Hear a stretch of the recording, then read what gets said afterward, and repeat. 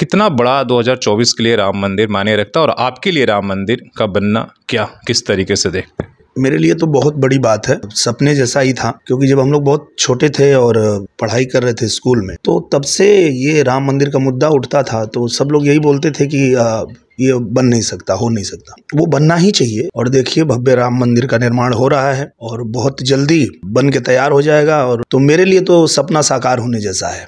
नमस्कार, सोशल संवाद में स्वागत है। मैं शशि भूषण। आज हमारे साथ भोजपुरी के बड़े एक्टर, सिंगर और उसके साथ सांसद और दिनेश लाल निरहुआ जी हैं। और वो सांसद हैं जिन्होंने बीजेपी के आजमगढ़ से 40 सालों के बाद उन्होंने वहाँ पर खाता खोला, मतलब सूखाग्रस्त को उन्होंने एक तरीके से वहाँ पर बदला है।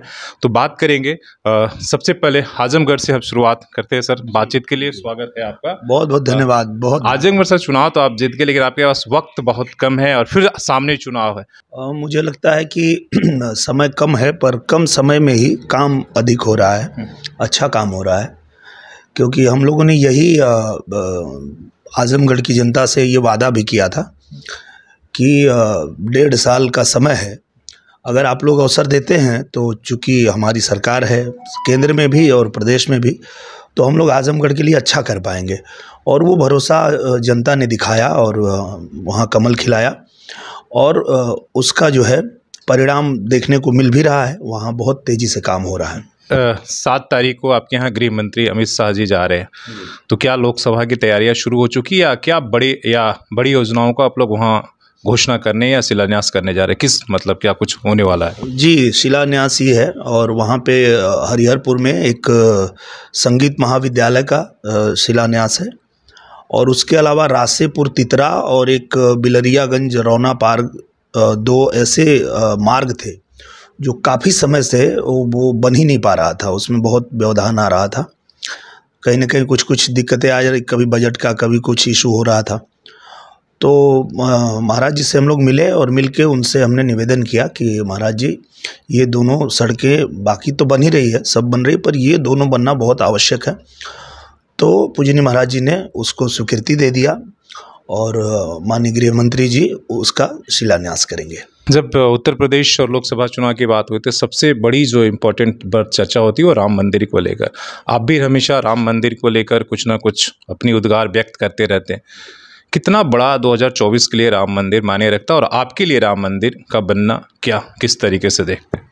मेरे लिए तो बहुत बड़ी बात है, सपने जैसा ही था।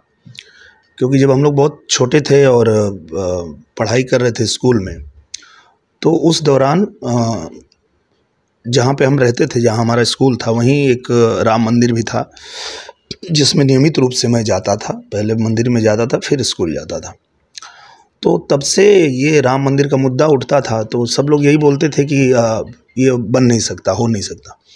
पर उसको जब हम लोगों ने पढ़ा, उसका पूरा इतिहास पढ़ा, तो पता चला कि वो बनना ही चाहिए। इसलिए बनना चाहिए कि राम मंदिर जो है वो हमारे राम लला का जन्म स्थल जो है अयोध्या जी, वहाँ पे वो मंदिर था। और किसी समय में बाहरी आक्रांताओं ने आकर के और उसको तोड़ दिया। तो तोड़ करके और उस पे फिर एक अलग ढांचा बना दिया।